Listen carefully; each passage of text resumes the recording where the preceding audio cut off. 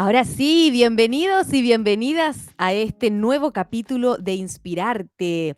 Estamos en vivo y en directo desde la comuna de La Cruz, hoy con un programazo, con dos invitades. Una invitada de acá de la zona de Quillota y otro invitado desde Santiago que ya está conectado. Voy a pasar inmediatamente porque la vamos a hacer cortita. Está tan buena la conversación que solo quiero que las escuchen y puedan compartir, ¿ah? Eso sí, muy importante, compartir este link, este programa, para que más y más personas puedan conocer estos proyectos que están muy, muy buenos. Vamos a hablar de poesía y de cine hoy. Así que la cultura se toma Perilla Radio una vez más hoy miércoles, como siempre a las 9 de la noche. Partimos con un poquito de retraso, pero ya estamos al aire, así que pasemos nomás acá a pantalla a la querida Paloma Kishman. Ahí me corrige si no lo digo bien, amiga. ¿Cómo estás? Ya te ven. Hola, ¿qué tal? Gracias Hola, un por gusto. invitarme. Están Un gusto. reclamándome el link, mis Ah, amigos, mis vamos, fans. ahora tus fans necesitan este link para conectarse y que manden mensajitos de amor, ¿ah? Porque nos Claro. encanta leerles. Acá te lo estoy mandando, te lo estoy mandando. Mira, esto está en tiempo real. ¿A dónde estás, Paloma? Estamos buscando y ahí te lo tengo. Ahí te lo mandé para que la gente se conecte y nos pueda escribir desde el lugar en que te encuentres, porque esto está saliendo por Facebook Live, por YouTube y también por la señal online de Perilla Radio. Se lo voy a mandar también a nuestro próximo invitado, que ya está por ahí viendo este programa. Ahí les cuento que, bueno, como ustedes ya saben, este programa está dedicado a difundir la cultura de todas las latitudes, todos los territorios. Aquí espontáneamente nos hemos encontrado con Paloma. Bueno, no espontáneamente, yo creo que la vida también nos reúne, ¿ah? Cuando tenemos cosas en común. Y con ella hace un rato ya compartimos una linda amistad cultural, fraterna, y nos hemos encontrado en espacios también de construcción, de lucha, y es para mí un gusto tenerla en este programa. Así que es como tomarse el tecito, Paloma. A mí me gusta pensarlo así, como que, o un vinito ahí Vino, para vino. eso, a esta hora. Oye, cuéntame, voy a partir de adelante, de atrás para adelante, o sea, como en qué estáis ahora. Porque no lo hemos conversado. ¿Estáis escribiendo? ¿Estáis en algo creativo? Bueno, estoy haciendo dos cosas paralelas. Escribiendo mucha poesía, y porque acabo de lanzar un libro hace poco de relatos, pero mi fuerte es la poesía. Y Este, lo tengo además, aquí. exacto, El Cité de los Muertos es un libro de relatos bastante crudo y que habla de personajes reales. Son historias reales que los personajes se esconden detrás de como una sombra. Y lo otro que estoy haciendo es corrigiendo libros de futuros autores y de gente muy importante que está haciendo sus biografías o sus cosas, y en eso en realidad me estoy dedicando. Oye, qué buena, porque de hecho no he leído tú, y le voy a leer para que vean la compañera que tenemos en este Z. Quiero leer un poquito de tu reseña. Mira, tú eres poeta, escritora, correctora de estilo y gestora cultural con estudios en estética y filosofía, diplomada en corrección y estilo de la Universidad de Salamanca, herramientas de escritura creativa en Random House, fundamentos de la escritura en el Tecnológico de Monterrey, formación de correctores, servicios profesionales de corrección y edición España, e interpretación de inglés, francés en Buenos Aires, Alianza Francesa, relaciones públicas. Ay, Dios, cuánto estudio. Universidad John Kennedy. Participa en el Simposio de Lingüística en Española, en la Universidad de El Salvador también. Y ha participado en diferentes talleres literarios. Aquí me enumera bastante: José Cuevas, Mauricio Redolés, Osvaldo Ángel Godoy, Sergio Muñoz, entre otros. Distintos encuentros poéticos como el primer y último encuentro de poesía Tintero Marejada, Festival de Poesía La Plaza de las Letras, Centro Cultural Pablo Neruda y así. Y también organiza junto al Colegio Roberto Mate, que es acá un colegio de la zona, el primer concurso de cuentos Árbol de Letras para escuelas básicas de la ciudad de Quillota. ¿A los 8 años tuviste el primer lugar en composición de tu colegio? ¿Eso es así? ¡Ay, En desde realidad fue chiquitita como, escribiendo! sí, fue un relato sobre lo que uno sentía del ahorro.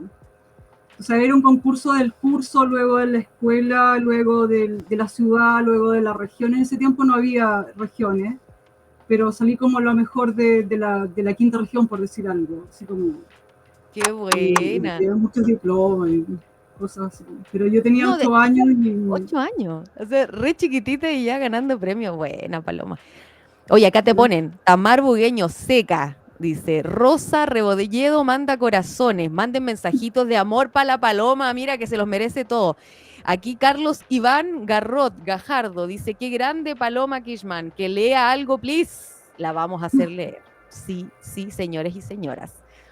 Felipe Argote, Paloma, mi perro en el corazón, lo cita, perro en el esa es corazón. ¿Quién una, es? es una canción que habla así como de una amistad profunda y es la que tenemos entre él y yo.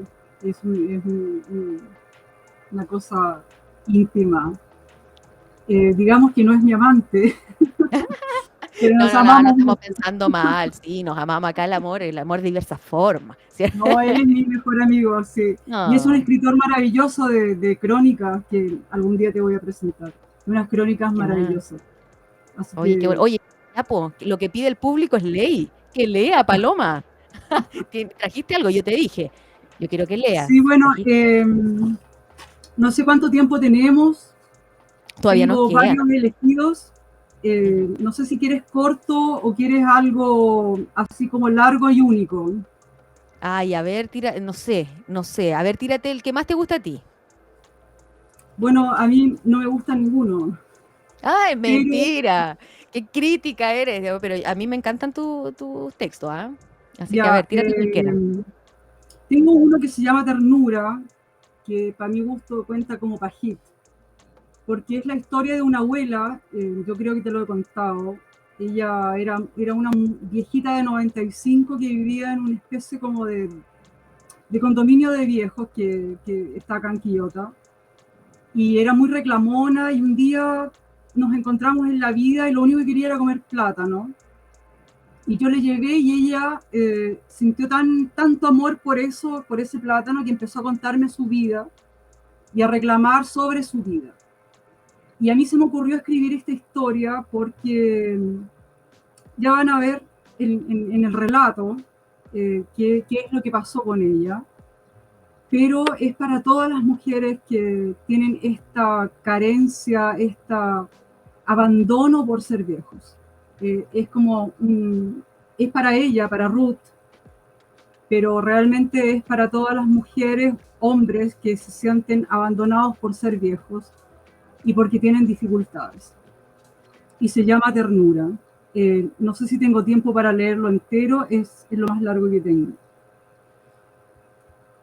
Y tiene un epígrafe de Idea Vilariño que me encanta, una poeta uruguaya, y dice, ya no soy yo, ni nadie, estoy deshecha, muerta, no soy nada. Y comienza así, Ternura. Odio casi todo de mí, mi calvicie, mis rasgos, mis ojos. No, mis ojos no. Mis ojos me gustan porque se robaron el cielo. Pero odio mis blanduras, mis arrugas y cómo crecen las orejas, la nariz, perder los dientes y ese hueco que da paso al silencio, de la vergüenza. Odio, por ejemplo, las bolsas de agua bajo mis ojos, como que esconden algo y no son lágrimas. Si lo fueran me gustaría, mas no, están ahí para estorbar, para hinchar el ojo y desaparecerlo. No se me ocurre un animal que odie su fealdad. No lo hay. O sí, el humano, obvio. Y al deterioro que aplasta los huesos, los derrite dentro de esta bolsa de carne. Odio casi todo de mí. Las arrugas en las manos que se van poniendo rojas y a los torpes dedos que todo lo dan vuelta, que pierden las formas y derraman la sopa. Tampoco peinan, menos acarician. Manos teñidas de artritis reumatismo, no sé, pero se tiñen y no es de frío. ¿De qué sirve que te digan esa experiencia? A la mierda la experiencia. Yo no las puedo ni mover. Como no muevo mis pasos estacionados, se perdieron. En esta cárcava, en esta silla tumba, en este hipogeo cama me esperan los muertos olvidados. Todos mirando, me acompañan en este silencio sepulcral, en este cuarto hoyo de fosa anunciando larvas. Le hablo al silencio de las paredes amarillentas, derretidas como esta fachada vieja. Le susurro sobre este odio que choca y rebota una y otra vez. En un rincón de la ermita se queja un anciano. Es un rebote impío que carcajea. Odio casi todo de mí. El exterior de la cáscara que se mueve lenta y vacía. Se mueve plana, sin entusiasmo, sin contar nada ni el tiempo. El beso patético de la vida que raya en la felonía. Hace tanto que no beso, que no toco, que no deseo. Hace tanto que no me besan, que no me tocan, que no me desean. Hace tanto que no me llaman por mi nombre. Siento que nunca lo tuve. Pero me dan un beso en la frente de color hielo, un beso ridículo, falso, que me causa más desprecio que aprecio. Un beso a precio de nada, de lástima, de culpa, qué sé yo. Un beso de sobra, podrido de hipocresía, tatuado en esta frente arrugada. Hace tanto que no besa este exterior marchito, y mis latidos se fraccionaron y se apagaron.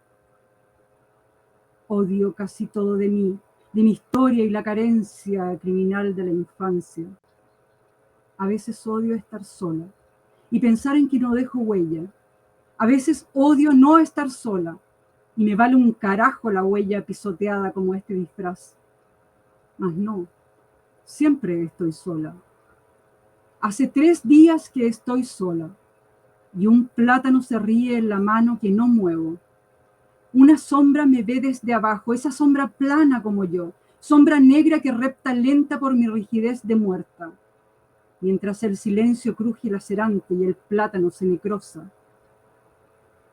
Odio casi todo de mí, como detestar lo que no hice, matar este odio que no se acaba nunca de morir, por ejemplo. O lo hice y no lo recuerdo, o lo que no pensé o pensé y escondí por miedos a repetirlo, o a que me vieran desnuda y se burlaron. Sí, odio casi todo de mí, las tripas con gases tóxicos dando vueltas, el asco, el calambre, todo lo que pasa por la sangre envenenada de pastillas arrastrando dolor y malos sueños. Nunca una flor. Sí, odio casi todo de mí, pero lo que más odio de este odio es saber que tuve ternura y me la impidieron y me la acallaron con anomia o con barro, que es lo mismo.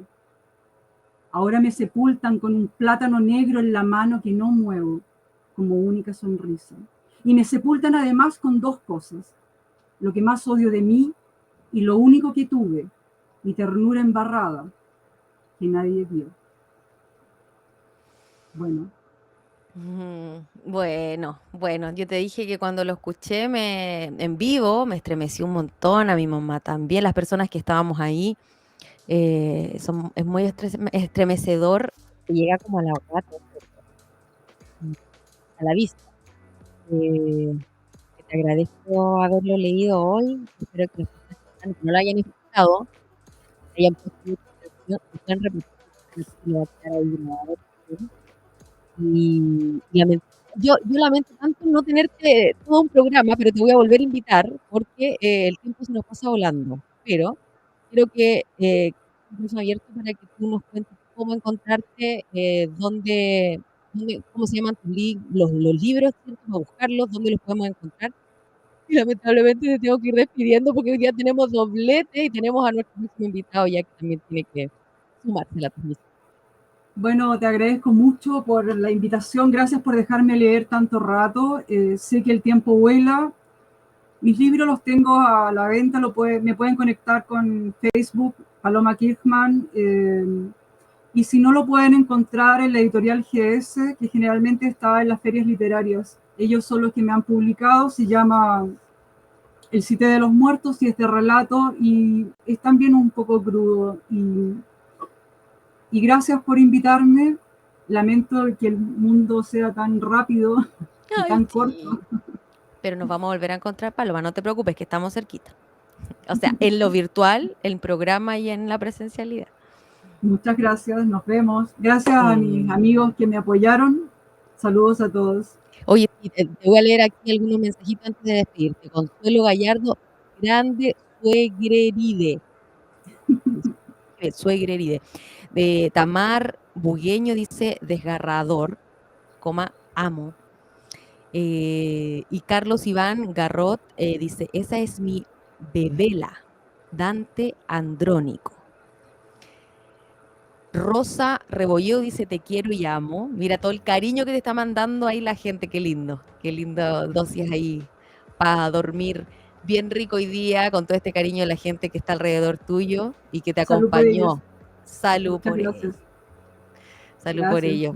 Gracias a ustedes por estar conectados. Gracias, Paloma, por acompañarnos en este capítulo. Vamos a seguir el programa entonces y yo te despido con un besote, amiga, y mi admiración también por tus letras y agradecida de tu amistad. Muchas gracias. Saludos. Besitos.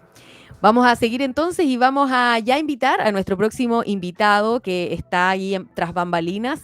Él es Hans Stange. Él es profesor de la Universidad de Chile y hoy nos viene a contar sobre un proyecto muy interesante sobre cine e historia. Así que, sin más, yo ya le quiero hacer pasar para aprovechar bien. Ahí está. ¿Cómo está Hans? Hola Marilyn, ¿qué tal? ¿Cómo estás tú? Muy bien, Hola pues. a todos nuestros auditores y a las personas que están conectadas y muchas gracias por la invitación.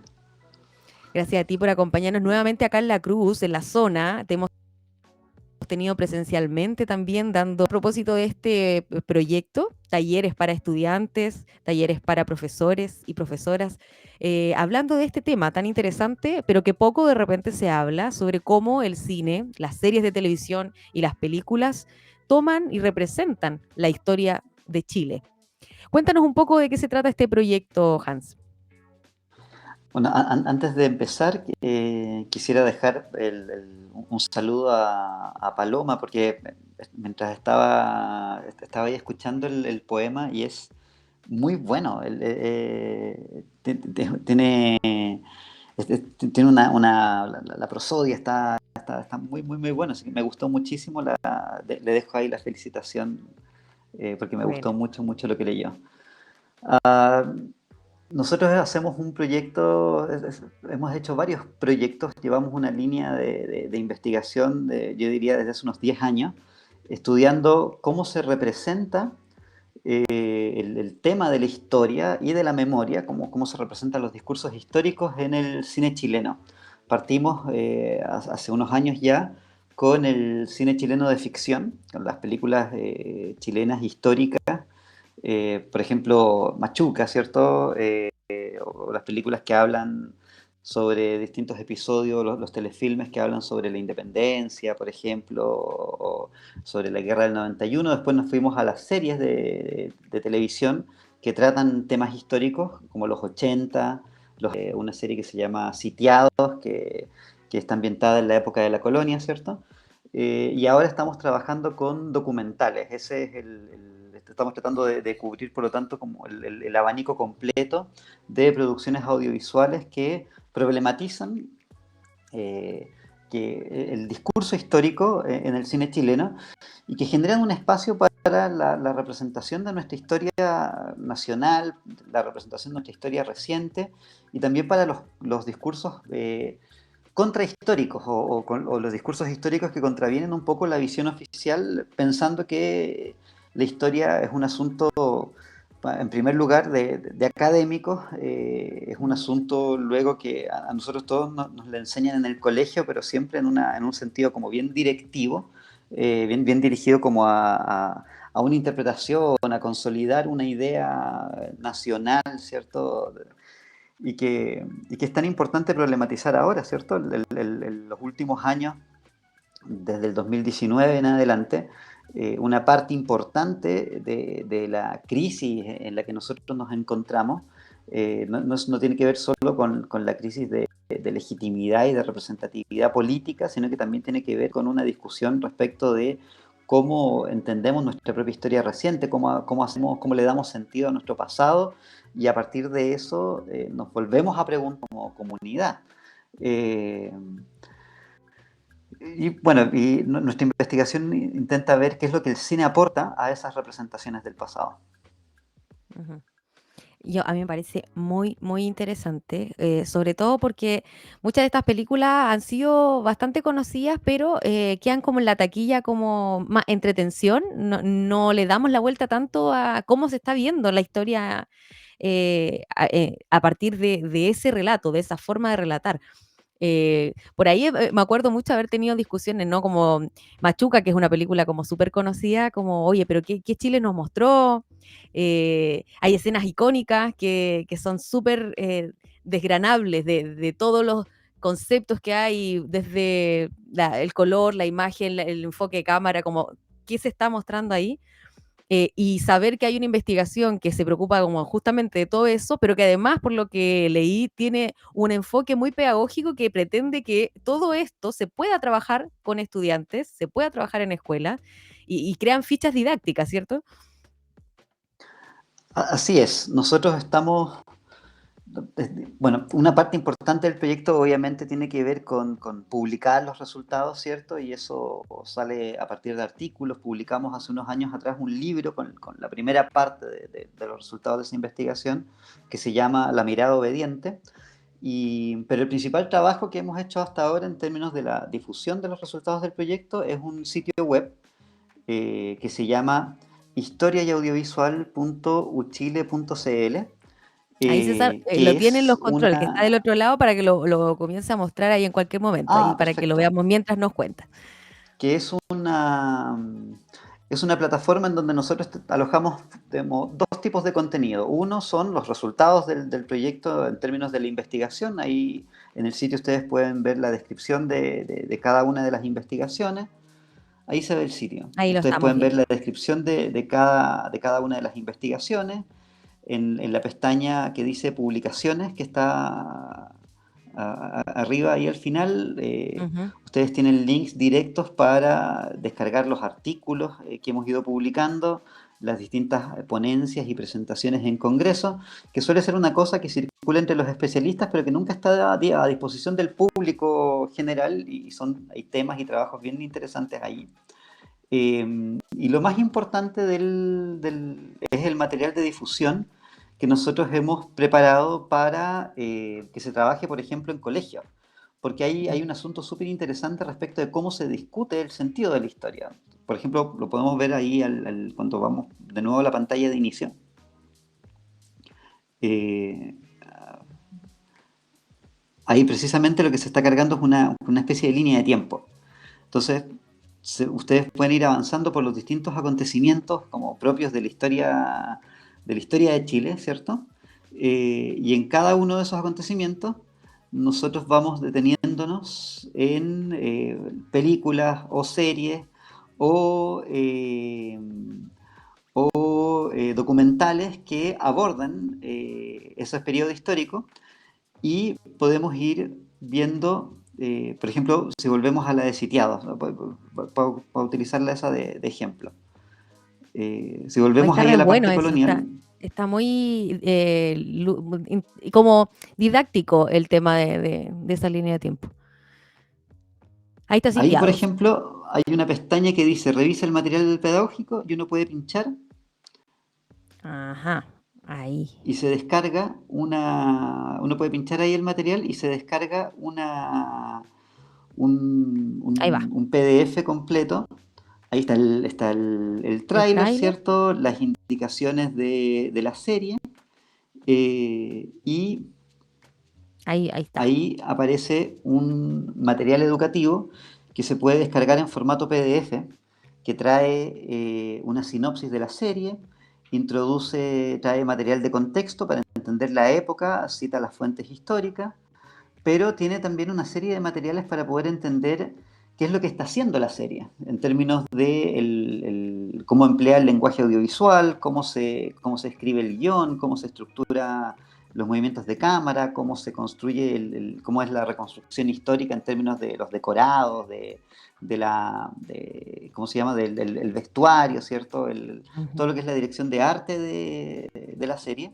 Y se incluyen palabras y como preguntas y actividades que puedan servir para utilizar la serie como material como punto de partida para una reflexión histórica, pero también para una reflexión literaria o para una reflexión sobre la representación, ¿cierto?, artística del pasado en el cine.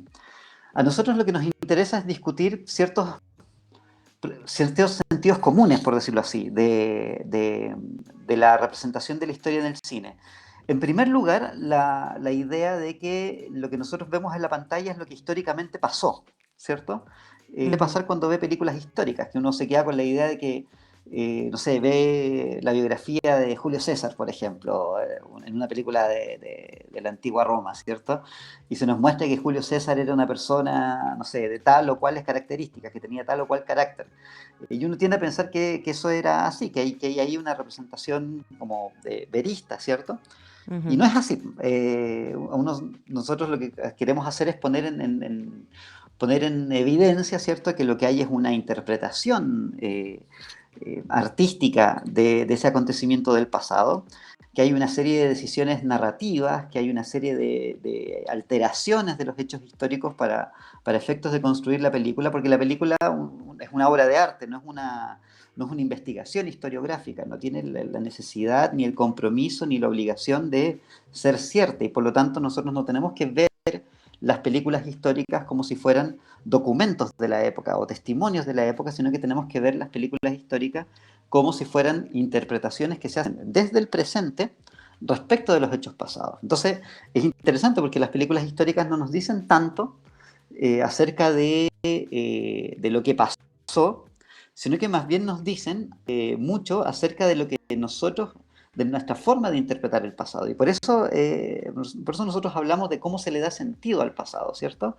Una película como Machuca, por ejemplo, que es una película del 2005, del 2004-2005, sobre el último año de la UP, ¿cierto? Sobre los últimos meses de la Unidad Popular antes del golpe de Estado, no nos dice tanto de la Unidad Popular y del golpe de Estado, sino que más bien nos dice acerca de lo que en el 2004 o el 2005 se piensa sobre ese periodo histórico. Un documental como Fernando ha vuelto del 98, ¿cierto?, que es un documental sobre la búsqueda para identificar a los cuerpos de los detenidos desaparecidos, no nos dice mucho acerca del periodo histórico que trata, ¿cierto? Sino que más bien nos habla acerca de la búsqueda y la necesidad de verdad, de memoria y de justicia que se tiene en el año 98, que es cuando se hace la película. Entonces, lo que nosotros queremos es como entregar herramientas para poder interpretar las películas, ¿cierto?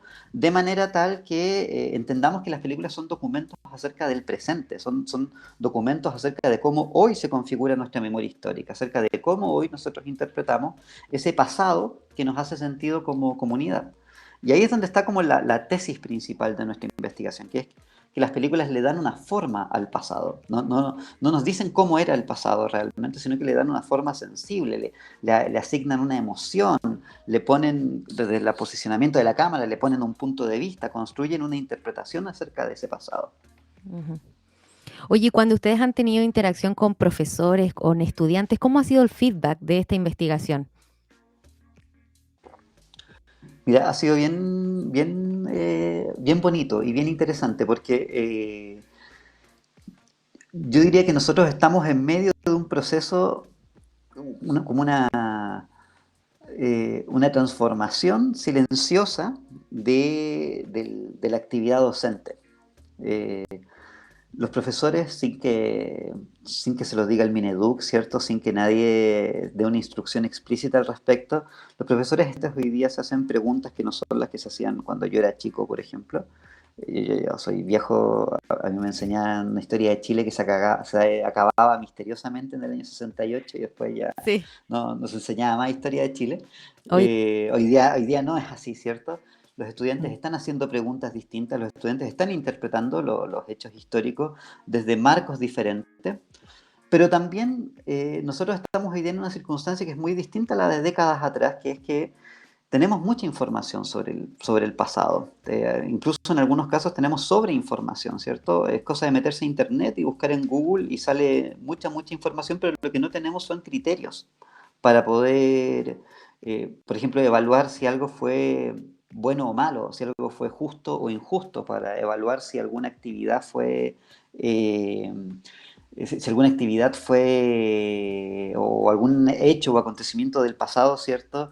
Fue pensando después en sus consecuencias y en su proyección, fue pertinente o no pertinente. Entonces, lo que hacen falta son criterios de interpretación.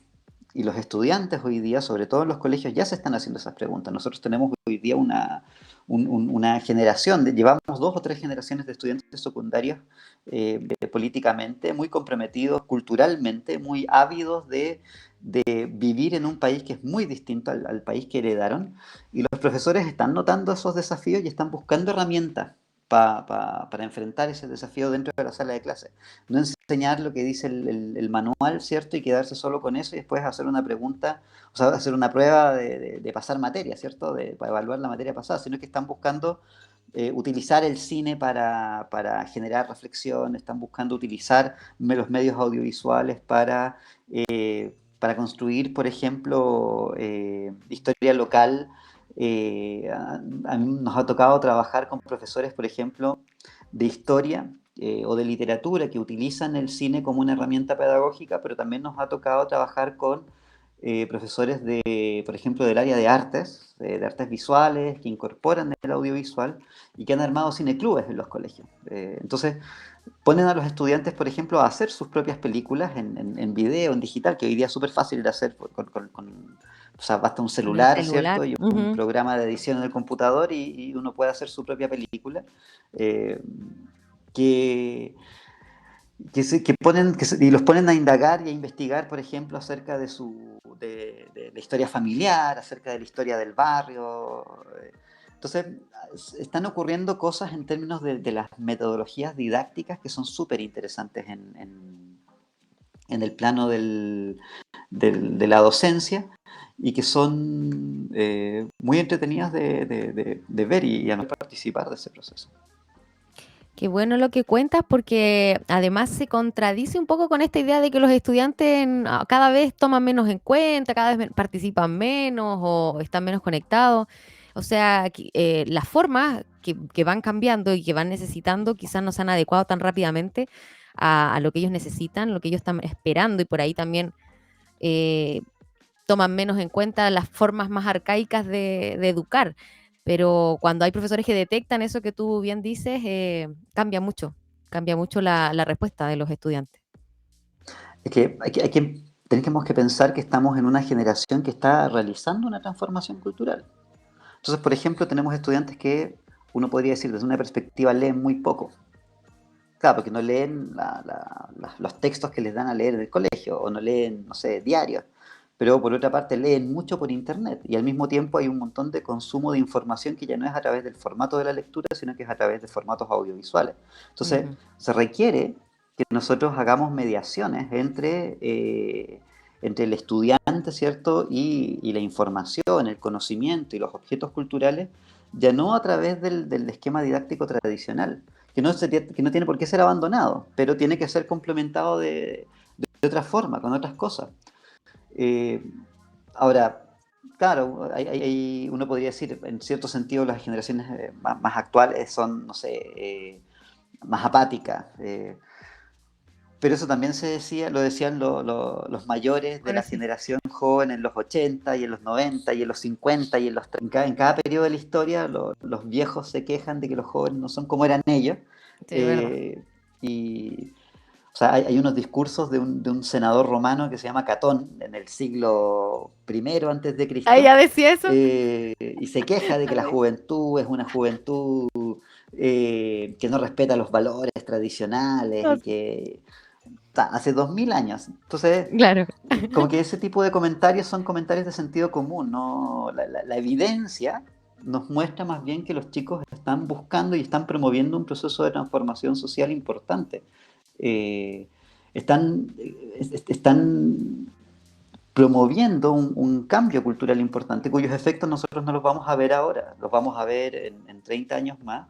Y, o sea, sin ir más lejos, todo lo que hemos estado los últimos 3 años, salvo la pandemia, es un proceso provocado por estudiantes secundarios Ujú. que saltaron los torniquetes del metro. Entonces, Se olvida, parece, eh, se olvida un poco. si se En esta olvida eso, amnesia social, sí. entonces es importante que esa generación conecte con el pasado. Es importante que esa generación conecte con el pasado, no para revivir un trauma que no les corresponde, eh, ni tampoco para repetir prejuicios de sus mayores, sino que para que construyan su propia interpretación sobre el pasado. Y el cine genera eso, porque el cine te da un mensaje, ¿cierto? Pero el cine no solo te da información, el cine te entrega también un punto de vista, un posicionamiento. El cine también genera una atmósfera, ¿cierto? Entrega un estado emocional. Las películas entonces no simplemente informan acerca de un acontecimiento que ocurrió, sino que te presentan ese acontecimiento a través de una interpretación. Y a su vez el público también es capaz de interpretar lo que la película te muestra y plantear sus diferencias, si está de acuerdo, si se deja seducir por la imagen, si, si, y si eso, y lo que nosotros pretendemos es entregar herramientas para que esa relación entre el pasado, como un acontecimiento, ¿cierto? La película, como ya sea una ficción, un documental o una serie de televisión, como un artefacto que comunica, es cierto, que transmite y produce le da una imagen sensible a ese pasado.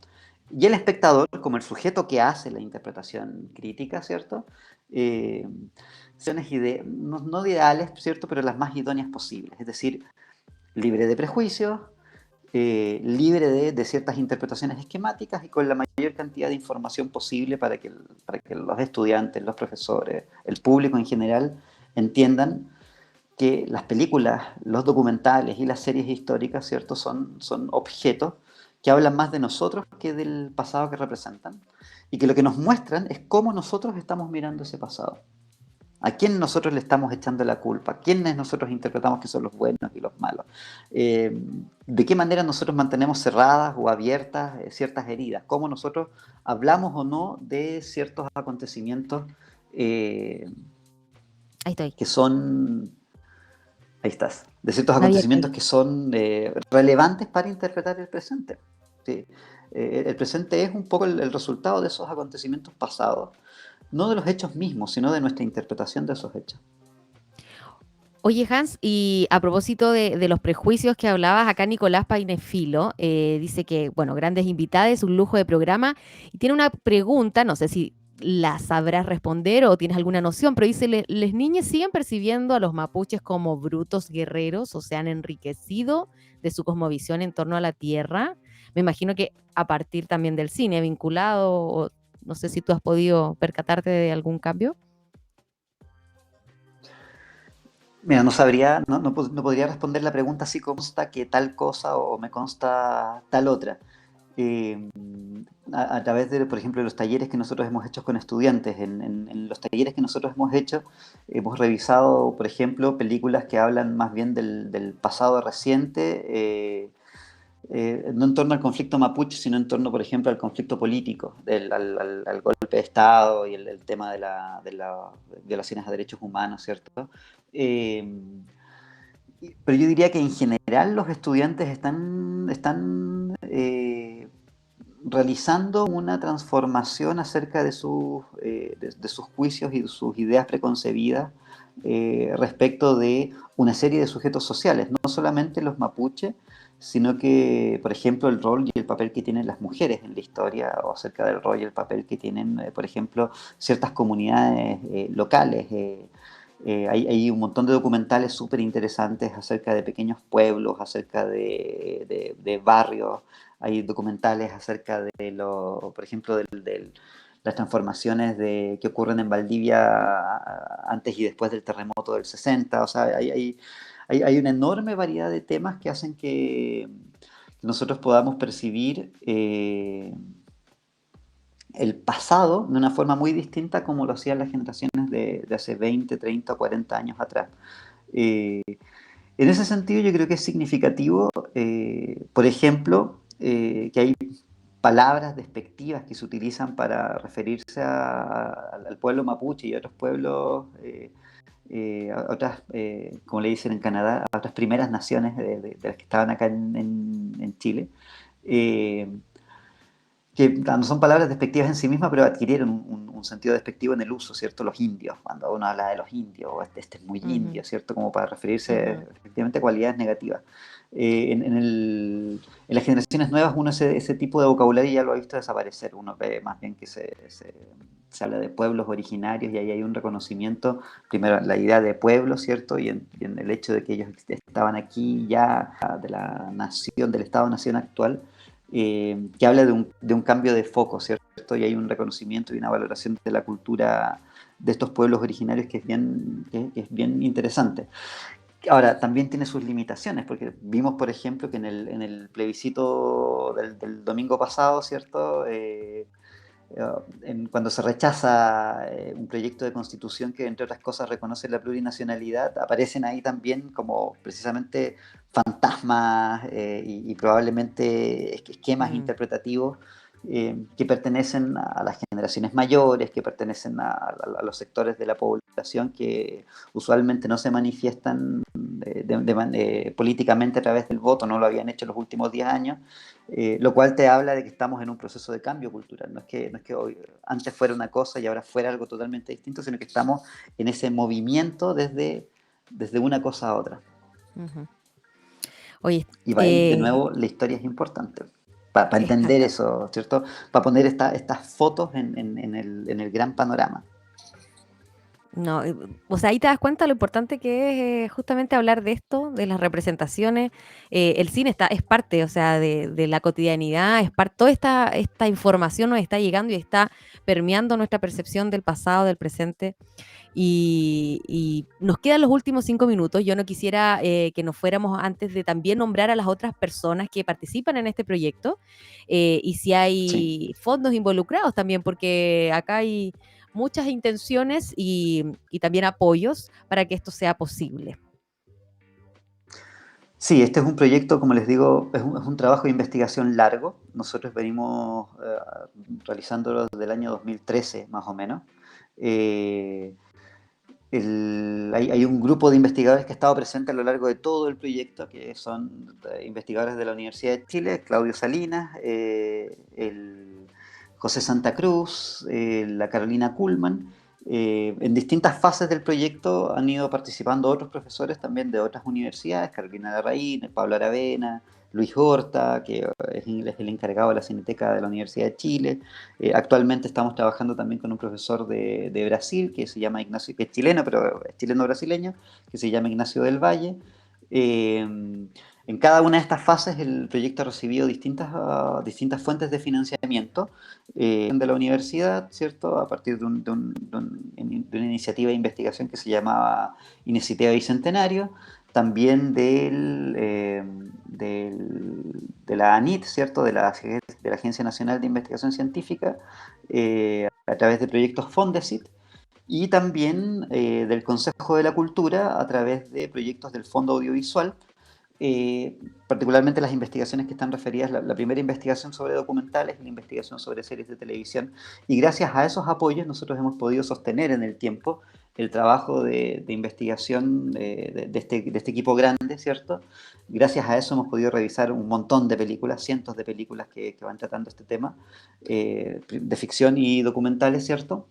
Y también producir el sitio web que les mostramos recién, ¿cierto? Que es, como les digo, una de las cosas que más ahí veo el link, Ahí ¿cierto? está ahí. historiaaudiovisual.uchile.cl, que es el repositorio de los resultados del proyecto y donde ustedes además pueden ir revisando y descargando el material didáctico que hemos preparado sobre algunas series y algunos documentales que puedan ser de interés y de utilidad para discutir en el colegio, para discutir, para que los estudiantes revisen también por cuenta propia, que se pueda utilizar en cineclubes, etcétera. No, está muy, de verdad, muy interesante. Aquí tenemos la dirección www.historiayaudiovisual.uchile.cl. El material es de libre descarga. Está también toda la línea de la investigación completa con los distintos momentos también y apoyo y focalizaciones, porque se ha ido complementando y esto sigue. Además, me imagino que se va a seguir nutriendo de nuevas investigaciones. Así que está disponible para todo el mundo, no solo para Chile, sino también para afuera. Si quieren saber más de cine chileno, también es una página que les invitamos a visitar. Eh, bueno, el tiempo de la radio es así, tenemos mucho tema que hablar. Yo agradezco a Hans que nos haya acompañado y además de haber sido parte de los talleristas que estuvieron acá en la comuna de La Cruz, dictando justamente a partir de esta investigación unos talleres para estudiantes y profesores, nutriendo también el territorio del interior, de lo local, fuera de Santiago, que se agradece un montón porque es aquí donde hace más falta, siento, este tipo de información, de investigaciones y ahí está la foto oficial para que nos crean que hicimos el taller de cine e historia con estudiantes súper motivados también que hicieron muy buenas e interesantes preguntas y comentarios. Y el otro que fue online. Así que nada, yo te agradezco, Hans. Ya son el último minutito para despedirnos y espero que nos volvamos a encontrar en investigaciones, en la vida, en la amistad y en todos los proyectos interesantes que siempre compartimos. No, gracias a ustedes de nuevo por la invitación, por permitirnos mostrar el trabajo que estamos haciendo. Eh, y bueno, y gracias a los auditores por el interés y encantado para seguir haciendo encuentros, entrevistas, talleres y todo lo que haga falta para que volvamos a pensar, ¿cierto? Y salgamos un poco de los lugares comunes cuando pensamos en nuestra relación, en la relación que tiene nuestra historia nacional, ¿cierto? Con sus distintas formas de representación. Que no es solo, como les digo, lo historiográfico, sino que es la historia presente en la literatura, en el cine, en el arte, la ciudad, ¿cierto? Y en la memoria de nosotros los que formamos esta comunidad, estas comunidades llamadas Chile. Buenísimo, gracias por la reflexión, Hans. Y yo me despido de todos y todas ustedes que nos han acompañado en este programa doblete, como interesantes invitados e invitadas. Y los espero la próxima semana para más inspirarte, para conocer otros proyectos y para deleitarnos también con la música, la poesía, el cine y todas las disciplinas artísticas que confluyen aquí en Perilla Radio. Así que un beso y nos vemos la próxima semana. Chau, chau. Chao.